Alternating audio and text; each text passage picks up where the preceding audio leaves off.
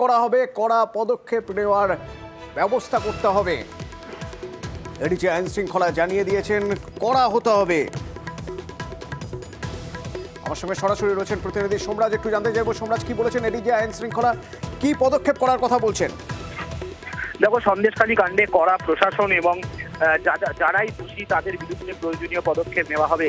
রাজ্য প্রশাসনের শীর্ষস্তরের তরফে ইতিমধ্যেই সন্দেশখালী ঘটনায় কড়া মনোভাব নেওয়া হয়েছে এবং গোটা ঘটনায় কড়া পদক্ষেপ করা হবে রাজ্য প্রশাসনের তরফে, তেমনটাই দাবি করা হচ্ছে। যারা মূলত দোষী তাদের সবার বিরুদ্ধে কড়া পদক্ষেপ নেওয়া হবে, তেমনটাই রাজ্য প্রশাসনের তরফে দাবি করা হচ্ছে। ইতিমধ্যে এডিজি আইন শৃঙ্খলা মনোজ ভার্মা সাংবাদিক সম্মেলন করেছিলেন কিছুক্ষণ আগে নবান্নে এবং সাংবাদিক সম্মেলন করে গোটা ঘটনা যে পুলিশ তদন্ত করছে এবং শুধু তাই নয়, গোটা ঘটনাও এখন পরিস্থিতির নিয়ন্ত্রণের মধ্যেই রয়েছে, পুলিশের নিয়ন্ত্রণের মধ্যেই রয়েছে, তাও জানিয়েছেন এডিজি আইন শৃঙ্খলা মনোজ ভার্মা। পাশাপাশি রাজ্য পুলিশের তরফেও এই ঘটনা নিয়ে কড়া মনোভাব নেওয়া হয়েছে। যারাই দোষী তাদের বিরুদ্ধে প্রয়োজনীয় পদক্ষেপ নেওয়া হবে রাজ্য প্রশাসনের তরফে, তেমনটাই দাবি করা হয়েছে। ধন্যবাদ সোমরাজ। গত 2-3 দিন ধরে সন্দেশখালী বাসিরহাট পুলিশ ডিস্ট্রিক্টে কিছু বিক্ষিপ্ত ইনসিডেন্ট ঘটেছে ভায়োলেন্সের। তো ওখানে আমাদের সাফিসিয়েন্ট অফিসার ফোর্স ডেপ্লয়েড আছে, সিনিয়র অফিসাররা ওখানে ক্যাম্প করছেন। কিছু ইনসিডেন্ট যেটা ঘটেছে সেটা ইনভেস্টিগেশন করে দেখা হচ্ছে। যারা ভায়োলেন্সে ইন্ডালজ হচ্ছেন ওদের against strict action as per law নেওয়া হবে। আজকের যে ঘটনা ঘটেছে ওটাতে 8 জনকে পুলিশ ডিটেইন করেছে। ফার্দার যাতে এসকেলেট না হয় সিচুয়েশন, তার জন্য ব্যবস্থা নেওয়া হচ্ছে। যদি কারো কোনো অ্যালিগেশন যদি থাকে ওটাও তদন্ত হবে, এন্ড যদি কোনো কিছু ইনভেস্টিগেশনে যদি পাওয়া যায় নিশ্চয়ই অ্যাকশন হবে। এডিজি আইন শৃঙ্খলা মনোজ ভার্মা অ্যাকশন নেওয়ার কথা বলছেন যখনই কিছু পাওয়া যাবে, এবং ইতিমধ্যেই 8 জনকে আটক করা হয়েছে সে কথাও বলেছেন। কোথায় না, আটক করা হয়েছে জেরেনিখালীর ঘটনায়। কি হয়েছে সেখানে না, আমরা দুপুরেই দেখিয়েছিলাম আগুন জ্বলছে, আগুন জ্বলছে সেখানে, বাড়িতে আগুন, ফার্মে আগুন, কতটা আগুনের সেই লেলিহান শিখা, কি পরিস্থিতি। সেই সময় গ্রাউন্ড জিরোয় ছিলেন আমাদের প্রতিনিধি অনুপ আমাদের দেখাচ্ছিলেন যে কি অবস্থা, কিভাবে শিবু সর্দারের বাড়ি জ্বলছে। এই মুহূর্তে বাড়ির ভিতরের ভয়াবহ যে পরিস্থিতি, মূলত আগুন ধরিয়ে দেওয়া হয়েছে বাড়ির এই যে অংশটা যেখানে শিবু হাজরার বাড়ি, সেই বাড়িটির উপর তাণ্ডব করা হয়েছে।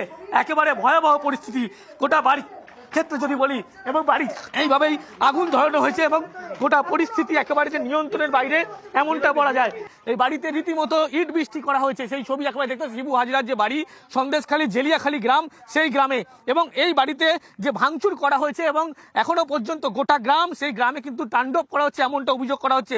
শুধু এই বাড়ি নয়, বাড়ির পাশাপাশি পোল্ট্রি ফার্ম, সেখানেও কিন্তু আগুন ধরিয়ে দেওয়া হয়েছে। চারপাশ যদি লক্ষ্য করা হয় সেক্ষেত্রে প্রতিটা জানলার কাঁচ এই ভাঙা অবস্থায়, এবং বাড়ির ভিতরে এখনো পর্যন্ত প্রচুর জিনিসপত্র যেগুলো এখনো জ্বলছে এবং ধোয়া বেরোনোর ছবি কিন্তু স্পষ্ট দেখতে পাচ্ছ।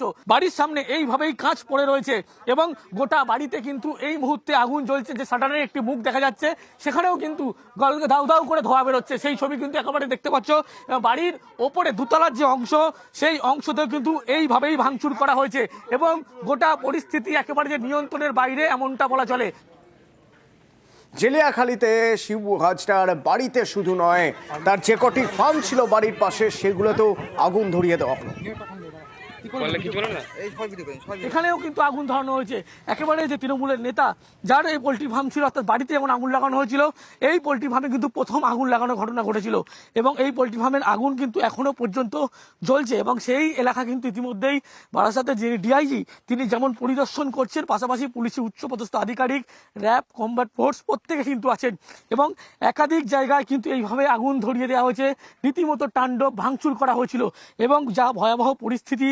কিন্তু এই মুহূর্তে গ্রামে কিন্তু সেভাবে মানুষের দেখা না থাকলেও পুলিশের পক্ষ থেকে গোটা গ্রাম ডমিনেট করার কাজ কিন্তু ইতিমধ্যেই করা হচ্ছে এবং সব মিলিয়ে বলা যায় যে পরিস্থিতি একেবারে যে ভয়াবহ পরিস্থিতি হয়েছিল পুলিশের পক্ষ থেকে, সেই সমস্ত জায়গায় এই মুহূর্তে ডমিনেট করা হচ্ছে, পরিদর্শন করা হচ্ছে এবং কি ঘটনা ঘটেছিল, একজন কিন্তু আটক করা হয়েছে, এই ঘটনায় আর কারা কারা যোগ আছে এই সমস্ত বিষয় কিন্তু খতিয়ে দেখা হচ্ছে এবং গোটা রিপোর্ট তিনি কিন্তু একেবারে তলব করে খতিয়ে দেখছেন কি ঘটনা ঘটেছিল, এই ঘটনায় কারা যুক্ত, যে হামলার ঘটনা যেখানে পুলিশের পুলিশের পক্ষ থেকে প্রথমে খবর ছিল না, পরবর্তী ক্ষেত্রে পুলিশ যখন আসে ঘটনা ঘটার পরে, অর্থাৎ পুলিশের কাছে আগে খবর ছিল না, প্রথমে আজ করতে পারিনি যে শেখ শাহজাহানের যে খাস তালুক এলাকা এখানে এই পরিস্থিতি হবে, শিবু হাজরার বাড়ি, অন্যদিকে যে পোলট্রি ফার্ম সেখানে এইভাবে ভাঙচুর করা হবে। মূলত দেখাতে বলবো এই যে 1 নম্বর পোলট্রি ফার্ম সেখানে আগুন ধরানো হয়েছে, তারই পাশাপাশি কিন্তু মূলত এখনো পর্যন্ত আরো দ্বিতীয় পোলট্রি ফার্ম সেখানেও কিন্তু আগুন ধরানো হয়েছে। এবং সব মিলিয়ে বলা যায় যে পরিস্থিতি একেবারে যে তাণ্ডব চালানো হয়েছে, ভাঙচুর চালানো হয়েছে, এবং গোটা পরিস্থিতি পুলিশ ঘটনাস্থলে ঘটার পরেই কিন্তু তারা এসছে এবং পরিদর্শন করছে। পরপর অ্যালবেস্টারের বিল্ডিং সেগুলো ভাঙা হয়েছে এবং আরো একটি পোলট্রি ফার্ম দেখানোর চেষ্টা করবো, এখানেও কিন্তু রীতিমতো ভাঙচুর করা হয়েছে, তাণ্ডব চালানো হচ্ছে, ইট পড়ে আছে। অর্থাৎ গোটা পোলট্রি ফার্ম যে পরপর 3টি পোলট্রি ফার্ম আগুন জ্বালানো হয়েছে, আরো একটি পোলট্রি ফার্ম সেখানেও আগুন ধরা হয়েছে, 4 নম্বর পোলট্রি ফার্ম এখানেও কিন্তু ভাঙচুর করা হয়েছে, আগুন ধরিয়ে দেওয়া হয়েছে, সেই ছবি একেবারে দেখতে পাচ্ছ। এবং পুলিশের পক্ষ থেকে এই মুহূর্তে গ্রাম ডমিনেট করলেও যে পরিস্থিতি হয়েছিল পুলিশ কিন্তু আগে আজ করতে পারেনি, এখানে এই ভয়াবহ পরিস্থিতি হবে।